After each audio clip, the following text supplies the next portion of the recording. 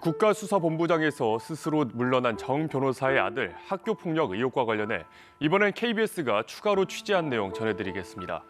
피해 회복에 최선을 다하려 했다는 해명과 달리 당시 정 변호사가 아들의 책임을 줄이기 위해 법적 전문성 등을 적극 활용한 것으로 파악됐습니다. 피해 학생도 한 명이 아니라 두 명이었습니다. 이도윤 기자의 보도입니다. 피해 학생에게 재차 사과한다. 피해 회복을 위해 노력하려 했다.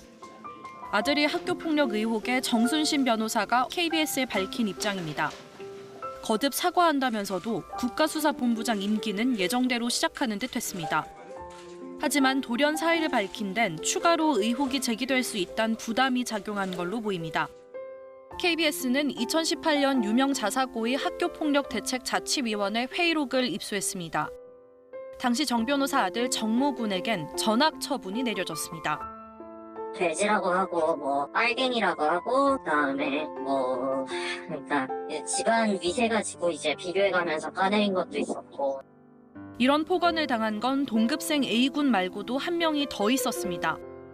B군 역시 정군에게 외모 비하와 함께 돼지, 더럽다 등의 모욕을 당한 걸로 파악됐습니다. 공황장애 등으로 극단적 선택까지 시도했던 A군처럼 B군 역시 힘들어하다 결국 학교를 옮긴 걸로 전해집니다. 당시 정 변호사는 사과보다는 아들이 책임을 줄이는 데 주력했습니다. 법적 전문성도 적극 활용한 걸로 보입니다. 학폭위 책임교사는 정군이 1, 2차 진술서에서 회피하는 모습이 강한 이유는 아버지가 써준 걸 보고 썼기 때문 반성을 전혀 안 하고 있다고 증언했습니다. 첫 학폭위에 직접 참석하기도 했습니다. 언어적 폭력은 맥락이 중요하다. B군과 친해지려 했다는 취지로 주장했고 오히려 원하지 않는 기숙사방에 배치하는 게 제도적 폭력이라고도 했습니다. 여기에 그치지 않고 재심 청구, 행정소송, 집행정지 신청 등 가능한 모든 절차를 동원했습니다. 시간 끌기다. 쟤 저래놓고 자퇴할 거다. 그러면 처벌할 방법이 없다. 학교 입장에선. 피해자한테 할 수 있는 모든 조치를 다 했으면 그게 1년 끌 일입니까?